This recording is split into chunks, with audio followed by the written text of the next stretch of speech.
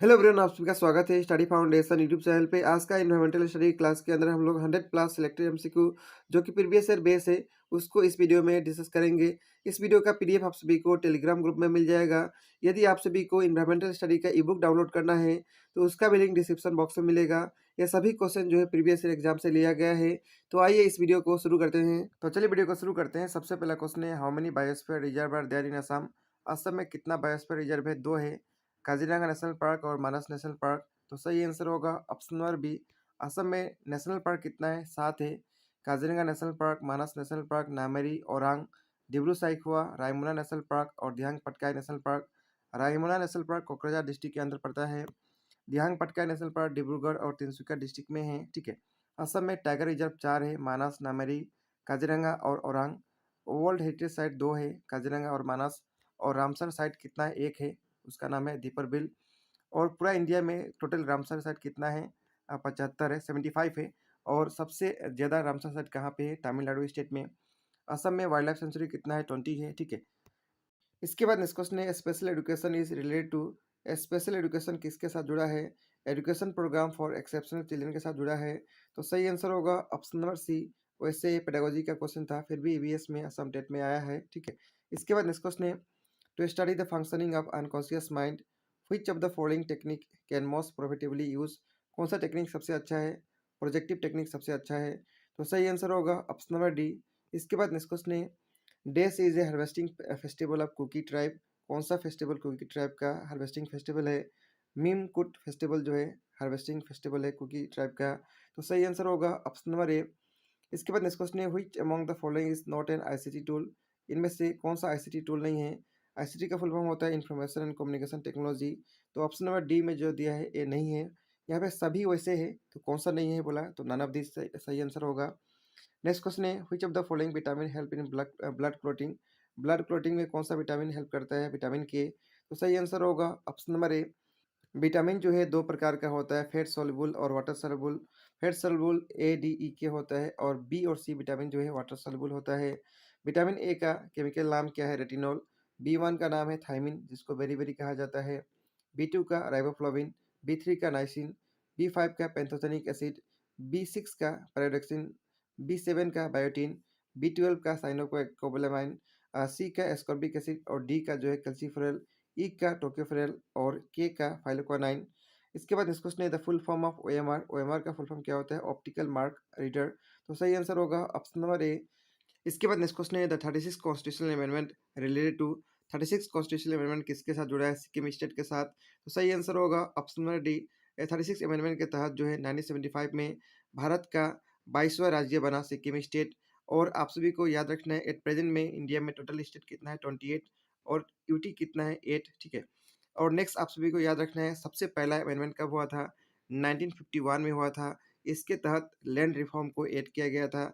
और अभी तक कितना अमेंडमेंट हो चुका है? 105 अमेंडमेंट हो चुका है। इनमें से 2 इम्पोर्टेंट अमेंडमेंट आप सभी को याद रखना है। एक 101 जिसके तहत जीएसटी को ऐड किया गया था, नाम आप सभी को याद होगा जीएसटी। और नेक्स्ट 103 इसके तहत 10% रिजर्वेशन जो है ईडब्ल्यूएस कैटेगरी के लिए ऐड किया गया था। तो दोनों अमेंडमेंट ये आप सभी को याद रखना है। इसके बाद नेक्स्ट क्वेश्चन है, what does energy pyramid show. Energy pyramid जो है क्या शो करता है? एनर्जी का लेवल शो करता है, किस लेवल में कितना एनर्जी लेवल ट्रांसफर हो रहा है। इस प्रकार का ऑप्शन कहाँ पे है? ऑप्शन सी में, the amount of energy that move from one feeding level to another in food web. तो सही आंसर होगा ऑप्शन सी। इसके बारे में और भी डिटेल यहाँ पढ़ पाएंगे। An energy pyramid is also known as trophic or ecological pyramid is a graphical representation of energy found within the trophic level of an ecosystem. The bottom and the largest level of pyramid is producer. सबसे largest level जो है वो कौन सा होता है? Producer होता है। इसके बाद नेक्स्ट क्वेश्चन है, which among the following is not A communicable digits. इनमें से कौन सा कम्युनिकेबल डिजिट्स नहीं है? जेरोप्थेल्मिया जो है विटामिन ए का कमी के कारण जो होता है, ये जो है कम्युनिकेबल डिजिट नहीं है। तो सही आंसर होगा ऑप्शन नंबर सी। डिजिट जो है 2 प्रकार का होता है, कॉन्जेंटियल और एक्वायर्ड। कॉन्जेंटियल डिजिट जैसे कि haemophilia, colour blindness. Acquired digit का 2 डिवीजन है, एक है कम्युनिकेबल डिजिट्स जो ट्रांसफर होता है एक पर्सन से दूसरे पर्सन में। नेक्स्ट है नॉन कम्युनिकेबल जो ट्रांसफर नहीं होता है। इसका भी अलग अलग भाग है जैसे कॉन्टेंजियस और नॉन कॉन्टेंजियस। और इसका भी अलग अलग फॉर्म है, आप सब पीडीएफ से इसको पढ़ सकेंगे। तो which of the following rice variety can stand with water for about 2 weeks and specially develop for flood prone area, ऐसा कौन सा राइस का वैरायटी है जो लगभग 2 सप्ताह तक पानी में रह सकता है? स्पेशली फ्लड प्रोन एरिया के लिए बनाया गया, उसका नाम है विधान 11। तो सही आंसर होगा ऑप्शन बी। नेक्स्ट क्वेश्चन है, the use of bio fertiliser can reduce.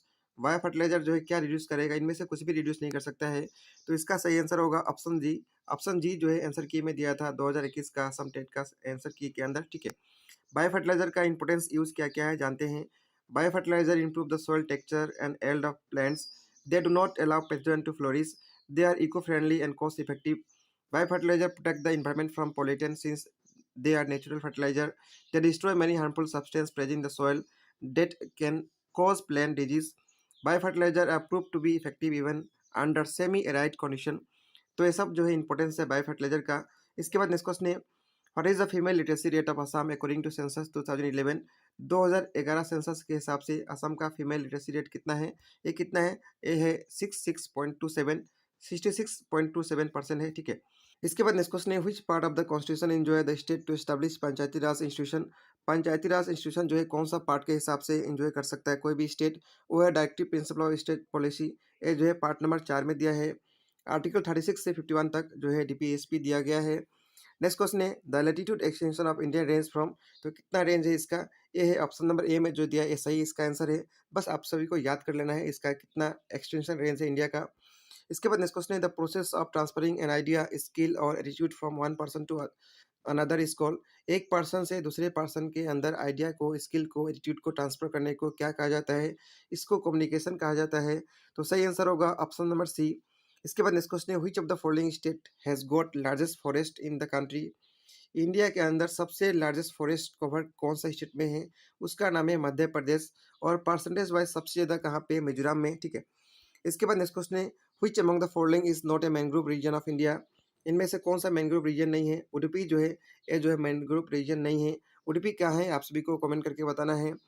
कौन कौन से स्टेट में मैंग्रोव है वो आप सभी को याद रखना है, वेस्ट बंगाल, गुजरात, तमिलनाडु, अंडमान एंड निकोबार आइलैंड, आंध्र प्रदेश, ठीक है। इसके बाद नेक्स्ट क्वेश्चन है, the term intelligence question IQ was introduced by. IQ को कौन इंट्रोड्यूस किया गया था? विलियम एस्टन के द्वारा। ये जो है पेडागोजी का क्वेश्चन है, फिर भी ईवीएस में दिया था असम टेट के अंदर। नेक्स्ट क्वेश्चन है, the period of rapid growth and development. Rapid growth और डेवलपमेंट कौन सा स्टेज के अंदर होता है? इसको हम लोग पेडागोजी में अच्छी तरह से डिस्कस किए थे। एडुलेशन के अंदर सबसे ज़्यादा होता है। तो सही आंसर होगा ऑप्शन नंबर सी। इसके बाद नेक्स्ट क्वेश्चन है, the comptroller and auditor general of India is appointed by. CAG जिसको शॉर्ट में कहा जाता है, इसको कौन अपॉइंट करते हैं? प्रेसिडेंट ऑफ इंडिया करते हैं। तो सही आंसर होगा option number A. At present में जो इंडिया का प्रेसिडेंट है उनका नाम है द्रौपदी मुर्मू। और इंडिया का जो प्रेजेंट में सीएजी जो है उनका नाम है गिरीश चंद्र मुर्मू। सीएजी को अपॉइंट करते हैं प्रेसिडेंट ऑफ इंडिया। इंडिया का सबसे पहला सीएजी जो बने थे उनका नाम है भी नरहरि राव। और आर्टिकल 148 में सीएजी के बारे में दिया गया है। इनका जो टर्म होता है 6 ईयर या फिर 65 ईयर, दोनों में से जो पहले होगा उसके बाद रिटायर होते हैं। इसके बाद नेक्स्ट क्वेश्चन है, which type of citizenship is provided by Indian constitution. India में कौन सा टाइप का जो है सिटीजनशिप मिलता है? Single citizenship. तो इस क्वेश्चन का सही आंसर होगा ऑप्शन नंबर ए। इसके बाद नेक्स्ट क्वेश्चन है, the Ashok Mehta committee recommended for establishment of. Ashok Mehta committee क्या रिकमेंडेशन किया दिया था मंडल पंचायत को लागू करने के लिए? तो सही आंसर होगा ऑप्शन नंबर सी। इसके बाद नेक्स्ट क्वेश्चन है, चिपको मूवमेंट जो है कहाँ पे शुरू हुआ था? ये शुरू हुआ था उत्तराखंड का चमोली डिस्ट्रिक्ट के अंदर। तो सही आंसर होगा ऑप्शन नंबर बी। आप सभी को याद रखना है, इंडिया का सबसे पुराना नेशनल पार्क वो उत्तराखंड में ही है। उसका नाम है जिम कॉर्बेट नेशनल पार्क। उसका नया नाम क्या है आप सभी को कमेंट करके बताना है। इसके बाद नेक्स्ट क्वेश्चन है, the governor of the state is to be appointed only after consultation with. Governor जो स्टेट में होते हैं वो किसका कंसल्ट लेने के बाद अपॉइंट करते हैं? President of India. Chief minister of state का कंसल्ट लेने के बाद अपॉइंट किया जाता है। तो सही आंसर होगा ऑप्शन नंबर बी। इसके बाद नेक्स्ट क्वेश्चन है, which river is term a sorrow of Bihar. सोरो ऑफ बिहार कौन सा रिवर को कहा जाता है? कोसी रिवर को। तो सही आंसर होगा ऑप्शन नंबर बी। और बंगाल का सरो किसको कहा जाता है? दामोदर रिवर को। इसके बाद नेक्स्ट क्वेश्चन है, who was the chief architect of green revolution. यानी ग्रीन रेवोल्यूशन का फादर किसको कहा जाता है? एम एस स्वामीनाथन को। तो सही आंसर होगा ऑप्शन नंबर ए। और वर्ल्ड में किसको कहा जाता है? नॉर्मन बोरलॉग को। इसके बाद नेक्स्ट क्वेश्चन है, which of the following instrument is use to measure moisture of the rice grain.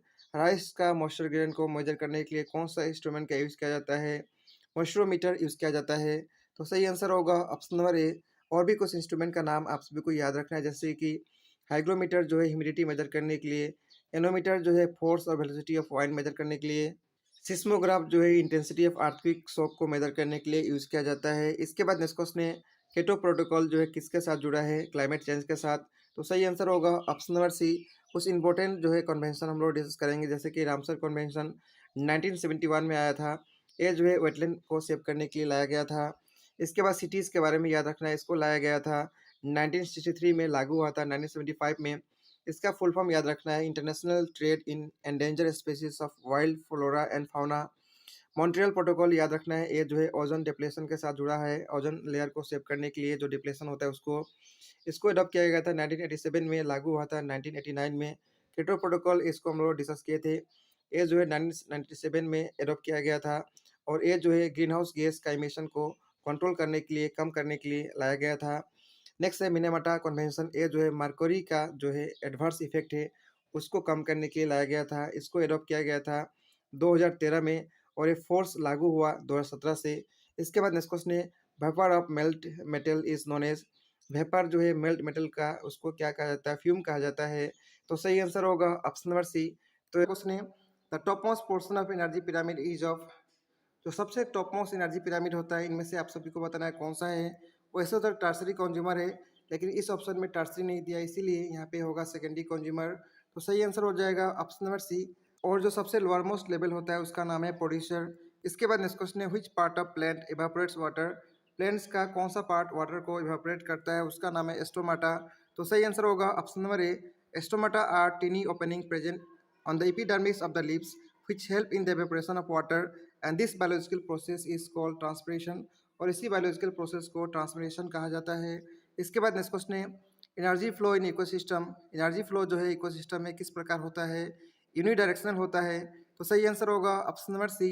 Energy flow in ecosystem is always unidirectional in nature because most of energy is released at the tropic level in the form of heat and performing metabolic activity। Hence 10% is transfer from one tropic level to another। सिर्फ 10% energy जो है transfer होता है एक level से दूसरे level में। इसके बाद नेक्स्ट क्वेश्चन है, वाइल्ड लाइफ वीक जो है कब मनाया जाता है, 1 से लेके 7 अक्टूबर के बीच में, यानी फर्स्ट वीक ऑफ अक्टूबर के अंदर मनाया जाता है। तो इस क्वेश्चन का सही आंसर होगा ऑप्शन नंबर ए। इसके बाद जो इंपॉर्टेंट डेट है उसको हम लोग डिस्कस कर लेते हैं। जो सबसे ज़्यादा इंपॉर्टेंट डेट जो एग्जाम में आने का चांसेस है उसको डिस्कस करते हैं। 4 जनवरी को मनाया जाता है वर्ल्ड ब्रेल डे। 10 जनवरी को वर्ल्ड हिंदी डे। 11 जुलाई को वर्ल्ड पॉपुलेशन डे। 5 जून को वर्ल्ड इन्वायरमेंट डे। 29 जुलाई को इंटरनेशनल टाइगर डे। 21 जून को इंटरनेशनल योगा डे। 23 जून को इंटरनेशनल ओलंपिक डे। 11 मई को नेशनल टेक्नोलॉजी डे। 21 मई को इंटरनेशनल टी डे। 31 मई को वर्ल्ड नो टम्बाकू डे। 7 अप्रैल वर्ल्ड हेल्थ डे। 22 अप्रैल वर्ल्ड अर्थ डे। 8 मार्च इंटरनेशनल वुमेंस डे। 22 मार्च वर्ल्ड वाटर डे। 2 फरवरी वर्ल्ड वेटलैंड डे। 28 फरवरी नेशनल साइंस डे। 1 दिसंबर वर्ल्ड एड्स डे। 5 दिसंबर वर्ल्ड सॉइल डे। 2 दिसंबर सुखाफा दिवस। 24 नवंबर लाचित दिवस। 17 जनवरी शिल्पी दिवस। 12 जनवरी को मनाया जाता है नेशनल यूथ डे। 16 जनवरी को नेशनल स्टार्टअप डे। 24 जनवरी को इंटरनेशनल डे ऑफ एजुकेशन। 25 जनवरी को नेशनल वोटर डे। 4 फरवरी को मनाया जाता है वर्ल्ड कैंसर डे। 3 मार्च को वर्ल्ड वाइल्ड लाइफ डे। 28 जुलाई को देशभक्ति दिवस। तो ये सब था इंपॉर्टेंट डेट जो आप सभी को याद रखना होगा। नेक्स्ट क्वेश्चन है, which of the following species is an example for link species. Link species का कौन सा एग्जांपल है, क्लोन फिश एग्जांपल है। तो सही आंसर होगा ऑप्शन नंबर ए। इसके बाद नेक्स्ट क्वेश्चन है, which type of radiation is trap on the earth surface by green house effect. Green house effect की वजह से कौन सा टाइप का रेडिएशन आउट होता है, इंफ्रारेड रेडिएशन आउट होता है। तो सही आंसर होगा ऑप्शन नंबर डी। इसके बाद नेक्स्ट क्वेश्चन है, species that occur in different geographical region separated by special barrier. उस बैरियर का नाम बताना है, उस बैरियर का नाम है एलोप्टेटिक्स। तो सही आंसर होगा ऑप्शन नंबर ए। इसके बाद नेक्स्ट क्वेश्चन है, blast is associated with. Blast जो है किसके साथ जुड़ा है, वाइल्ड लाइफ के साथ। तो सही आंसर होगा option number C. Blast is associated with wild life. The wild life department work for the protection of wild life and environment. Next question है, the occurrence of pesticides like DDT in higher tropic level is term as. तो इसको क्या बोला जाता है, biomagnification बोला जाता है। तो सही आंसर होगा ऑप्शन नंबर बी। इसके बाद नेक्स्ट क्वेश्चन है, full form of CNG. CNG का फुल फॉर्म क्या होता है, कंप्रेस्ड नेचुरल गैस। तो सही आंसर होगा ऑप्शन नंबर बी। सीएनजी का full form compressed natural gas. LNG का full form liquefied natural gas. LPG का फुल फॉर्म होता है लिक्विफाइड पेट्रोलियम गैस। उसने which of the following country employs child miners. उस कंट्री का नाम है इंडोनेशिया। तो इस क्वेश्चन का सही आंसर हो जाएगा ऑप्शन नंबर डी। इंडोनेशिया का कैपिटल जकार्ता है। इसके बाद नेक्स्ट क्वेश्चन है, pedagogy is the study of. Pedagogy जो है किसका स्टडी को कहा जाता है, टीचिंग मेथड का। तो सही आंसर हो जाएगा ऑप्शन नंबर डी। इससे और भी इस प्रकार का क्वेश्चन आया हुआ है। द वर्ड पेडागोजी मीन्स, इसका मतलब क्या होता है, to educate the child. Pedagogy is the study of teaching method एक और क्वेश्चन आया था द वर्ड पेडागोजी मीन्स, इसका भी आंसर होगा to educate the child. Next question आया था pedagogy is concern with teaching method. तो इस प्रकार का क्वेश्चन असम टेट में आ चुका है, आप सभी को ध्यान रखना है। इसके बाद नेक्स्ट क्वेश्चन है which of the following in direction will not promote coevolution. इनमें से कौन सा कोएवोल्यूशन प्रमोट नहीं करता है, कोमेंसलिज्म नहीं करता है। तो सही आंसर हो जाएगा ऑप्शन नंबर ए। बाकी जितना भी है मेंसलिज्म, पैरासिटिज्म, ये सभी जो है कोएवोल्यूशन को प्रमोट करता है। ज़्यादा जानकारी आप सभी को पीडीएफ में मिल जाएगा। इसके बाद नेक्स्ट क्वेश्चन है the use of technology to enhance learning process is called in डेस एजुकेशन। इसको क्या कहा जाता है जिसकी वजह से लर्निंग को एनहेंस किया जा सकता है, उसको आईसीटी कहा जाएगा। तो सही आंसर होगा ऑप्शन नंबर बी। इसके बाद नेक्स्ट क्वेश्चन है ozone layer is found in. Ozone layer किस लेयर के अंदर मिलता है, स्ट्रेटोस्फीयर के अंदर। तो सही आंसर होगा ऑप्शन नंबर बी। इसके बाद नेक्स्ट क्वेश्चन है what is the most abundant element in the earth atmosphere. सबसे एबंडेंट एलिमेंट कौन सा है, नाइट्रोजन है। तो सही आंसर होगा ऑप्शन नंबर डी। नाइट्रोजन जो है 78%, ऑक्सीजन 21% और बाकी जो है अदर एलिमेंट है। इसके बाद नेक्स्ट क्वेश्चन है what is the correct order of earth atmospheric layer from bottom to top. तो आप सभी को करेक्ट ऑर्डर में बताना है क्या क्या आता है। ट्रोपोस्फीयर, स्ट्रेटोस्फीयर, मेसोस्फीयर, थर्मोस्फीयर और एक्सोस्फीयर आता है। इस प्रकार का ऑप्शन ई में दिया है। तो सही आंसर हो जाएगा ऑप्शन नंबर ई। इसके बाद नेक्स्ट क्वेश्चन है which layer of atmosphere has highest density of gas molecule. सबसे हाईएस्ट डेंसिटी किसके अंदर है, ए जो है ट्रोपोस्फीयर के अंदर है। तो सही आंसर होगा ऑप्शन नंबर ए, सबसे ज़्यादा मॉलिक्यूल ऑफ गैस इसी के अंदर है। इसके बाद नेक्स्ट क्वेश्चन है which layer of atmosphere contain the ozone layer. Ozone layer किसके अंदर है, अभी हम लोग डिस्कस किए स्ट्रेटोस्फीयर के अंदर है। तो सही आंसर होगा ऑप्शन नंबर सी। इसके बाद नेक्स्ट क्वेश्चन है in which layer do virtually all weather phenomenon take place. सभी वेदर का फेनोमेनन जो है कौन सा लेयर के अंदर होता है, ये होता है ट्रोपोस्फीयर के अंदर। तो सही आंसर होगा ऑप्शन नंबर डी। इसके बाद नेक्स्ट क्वेश्चन है in which layer do auroras ओकर। किस लेयर के अंदर ऑरोरास ओकर्स होता है, थर्मोस्फीयर के अंदर। तो सही आंसर होगा ऑप्शन नंबर सी। इसके बाद नेक्स्ट क्वेश्चन है which two atmospheric layer have temperature profile that promote convection. उसका नाम है मेसोस्फीयर एंड ट्रोपोस्फीयर। तो सही आंसर हो जाएगा ऑप्शन नंबर सी। इसके बाद नेक्स्ट क्वेश्चन है what frequency of electromagnetic radiation are absorb by earth ozone layer. उसका नाम है अल्ट्रावायलेट लाइट। तो सही आंसर होगा ऑप्शन नंबर डी। इसके बाद नेक्स्ट क्वेश्चन है what frequency of electromagnetic radiation are most abundantly emitted by sun. उसका नाम है विजिबल लाइट। तो सही आंसर होगा ऑप्शन नंबर ई।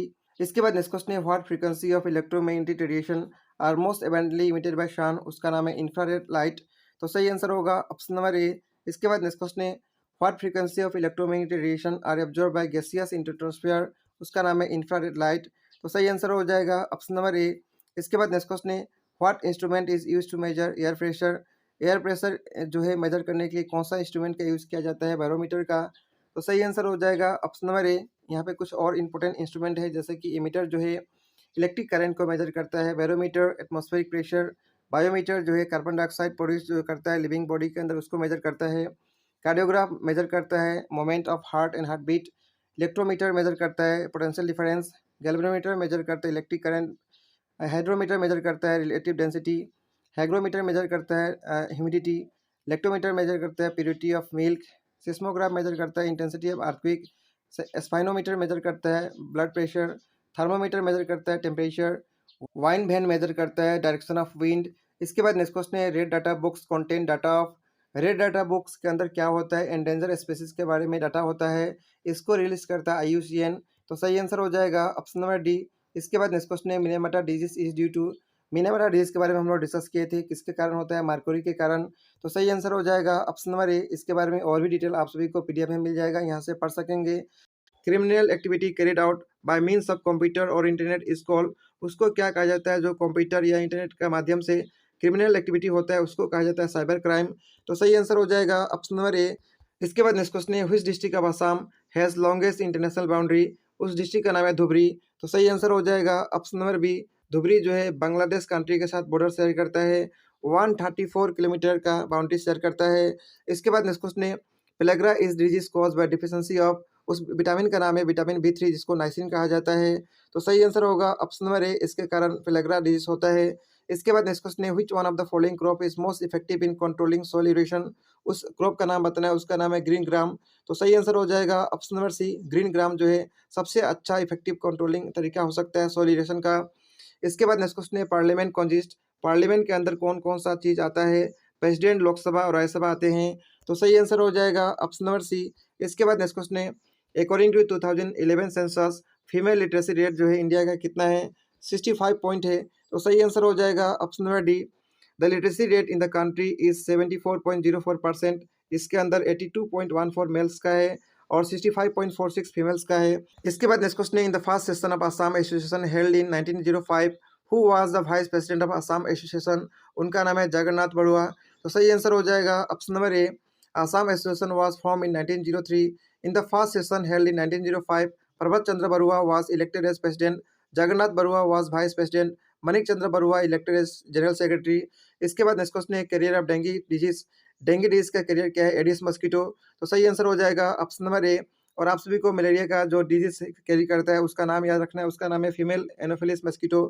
इसके बाद नेक्स्ट आप सभी को इंपॉर्टेंट पैथोजन का नाम याद रखना है जिसकी वजह से जो डिजीज होता है वायरस के कारण हेपेटाइटिस, सार्स CoV-2, एड्स या फिर चिकन पॉक्स या फिर स्मॉल पॉक्स होता है। बैक्टीरिया के कारण ट्यूबरकुलोसिस निमोनिया होता है। फंगी के कारण रिंगवर्म होता है। प्रोटोजोआ के कारण मलेरिया होता है। इसके बाद नेक्स्ट क्वेश्चन है, the respiratory pigment in human being is called. Human being का रेस्पिरेटरी पिगमेंट का नाम क्या है? हेमोग्लोबिन। तो सही आंसर हो जाएगा ऑप्शन नंबर सी। इसके बाद नेक्स्ट क्वेश्चन है, बायोडाइवर्सिटी। बायोडाइवर्सिटी क्या है? Increase towards equator. बायोडाइवर्सिटी जो है इक्वेटर का तरफ जो है इंक्रीज होता है। तो सही आंसर हो जाएगा option number A. Biodiversity refers to the variety of life forms present on Earth. It is highest in the tropical region around the equator due to the favorable warm and moist climate, and it decreases towards the pole. यानी poles का towards क्या होता है? Decrease होता है। और increase कहाँ होता है? इक्वेटर का तरफ। इसके बाद नेक्स्ट क्वेश्चन है, the unfavourable adulteration of environment due to human activity is term as. उसको क्या कहा जाता है? जो ह्यूमन एक्टिविटी के कारण अनफेवरेबल एडल्ट्रेशन होता है उसको कहा जाता है पॉल्यूशन। तो इस क्वेश्चन का सही आंसर हो जाएगा option number D, which of the following is biodegradable waste. इनमें से बायोडिग्रेडेबल कौन सा है?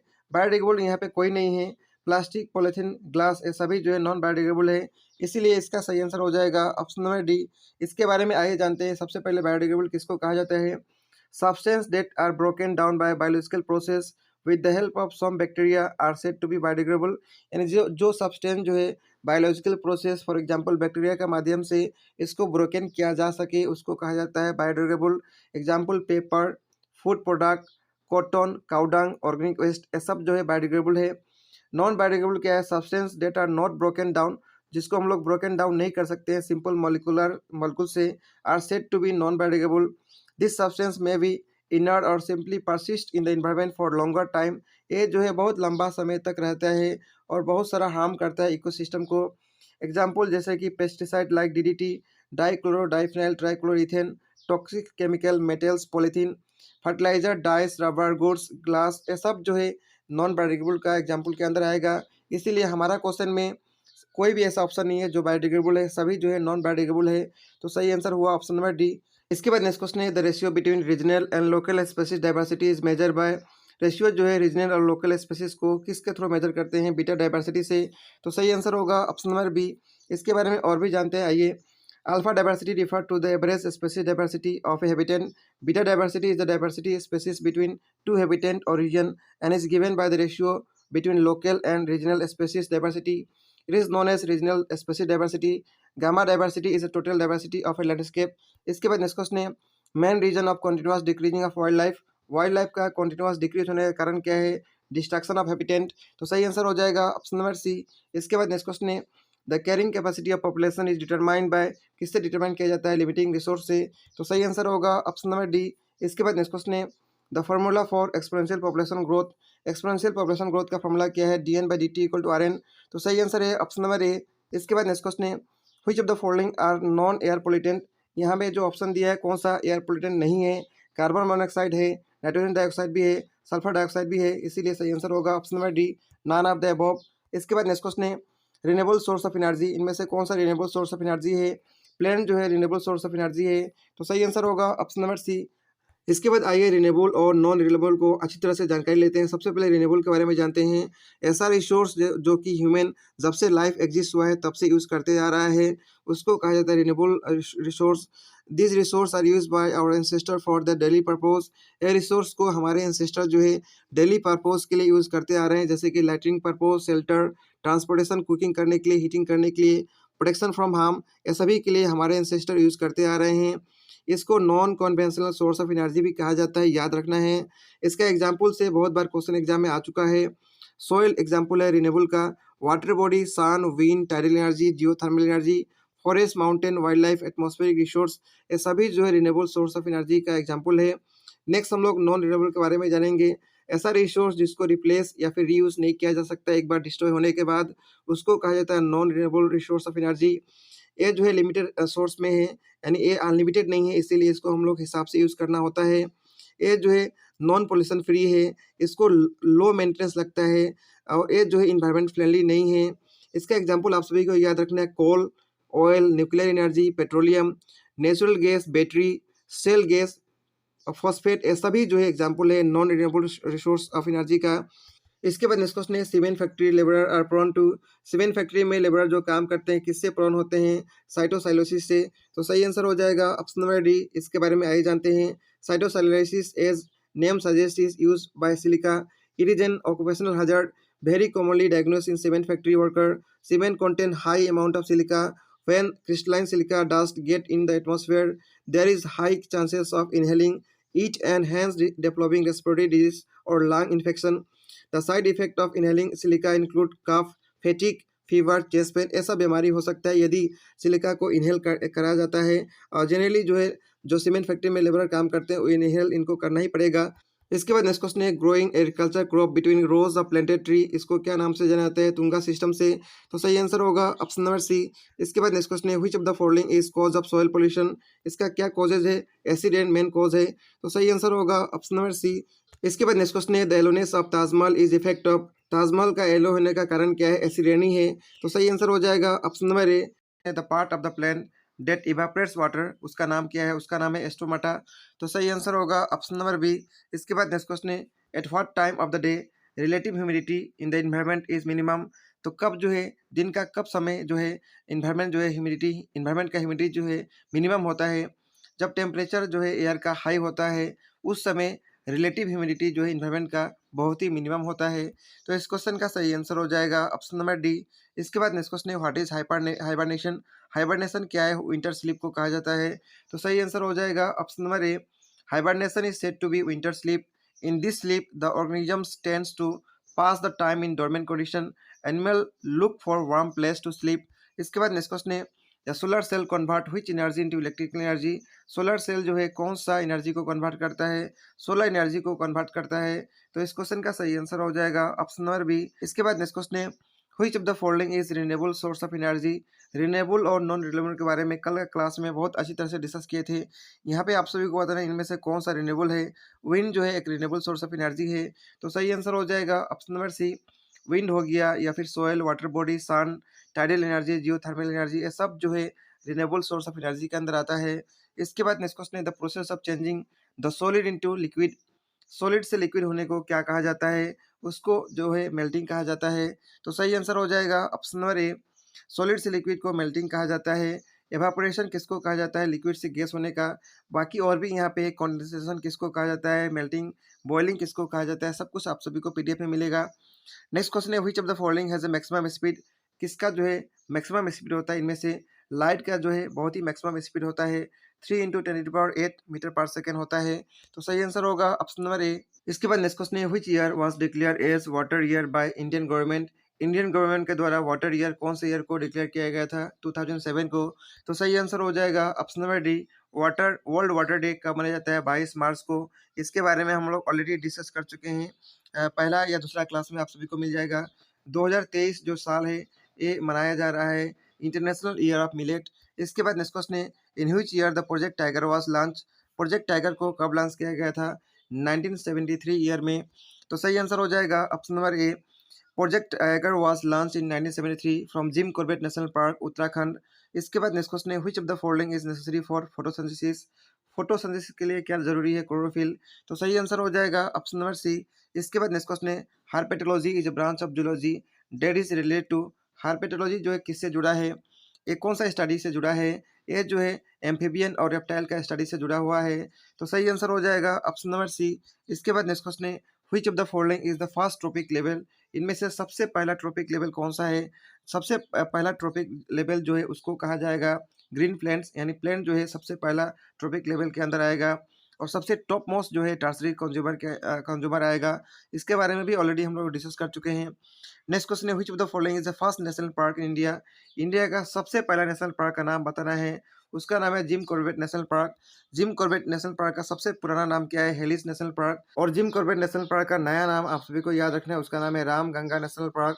इसके बाद इंपॉर्टेंट जो है एक्ट आप सभी को याद रखना है, वाइल्ड लाइफ प्रोटेक्शन एक्ट 1972 में आया था, water prevention and control of pollution act 1974 में, फॉरेस्ट कंजर्वेशन एक्ट 1980 में, air preservation and control of pollution act 1981 में, इन्वायरमेंटल प्रोटेक्शंस एक्ट 1986 में, बायोलॉजिकल डाइवर्सिटी एक्ट 2002 में, schedule tribe and other traditional forest developers right जो है 2006 में आया था। इसके बाद नेक्स्ट आप सभी को याद रखना है, इंडिया का सबसे बिगेस्ट नेशनल पार्क, सबसे बड़ा national park Hemis national park. ये कहाँ पे है? ये अब जो है लद्दाख में है, क्योंकि पहले जम्मू एंड कश्मीर में हुआ करता था, लेकिन जम्मू एंड कश्मीर और लद्दाख दो यूटी बनने के साथ साथ हेमिस नेशनल पार्क जो है अब जो है कहाँ पे? लद्दाख में। और इंडिया में सबसे ज़्यादा नेशनल पार्क कहाँ पे? मध्य प्रदेश में। इसके बाद नेक्स्ट क्वेश्चन है, which of the following is not considered as temperature scale? Temperature measure करने का कौन सा स्केल इनमें से नहीं है? इनमें से कैलोरी जो है टेम्परेचर मेजर करने का स्केल नहीं है, तो सही आंसर हो जाएगा ऑप्शन नंबर बी।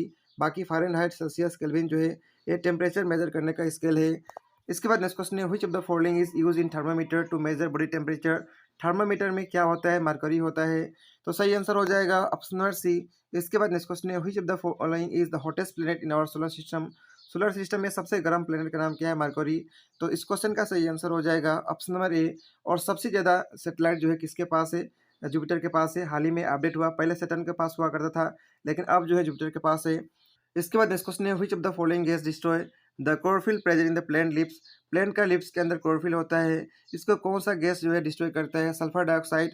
तो इस क्वेश्चन का सही आंसर हो जाएगा ऑप्शन नंबर सी। इसके बाद नेक्स्ट क्वेश्चन है, द यूज ऑफ CFC का यूज कहाँ कहाँ होता है? इंसुलेटर में, एरोसोल प्रोपेल्स में, रेफ्रिजरेटर्स के अंदर। तो इस क्वेश्चन का सही आंसर हो जाएगा option number D, all of the above. इसके बाद नेक्स्ट क्वेश्चन है, CPCB का फुल फॉर्म क्या होता है? इसका फुल फॉर्म आप सभी को बताना है, इसका फुल फॉर्म होता है सेंट्रल पॉल्यूशन कंट्रोल बोर्ड। तो इस क्वेश्चन का सही आंसर हो जाएगा ऑप्शन नंबर डी। इसको 1974 ईयर में लाया गया था। इस वीडियो में हम लोग इतना डिस्कस करेंगे, बाकी क्वेश्चन को नेक्स्ट वीडियो में डिस्कस करेंगे। मिलेंगे नेक्स्ट वीडियो में। Thank you.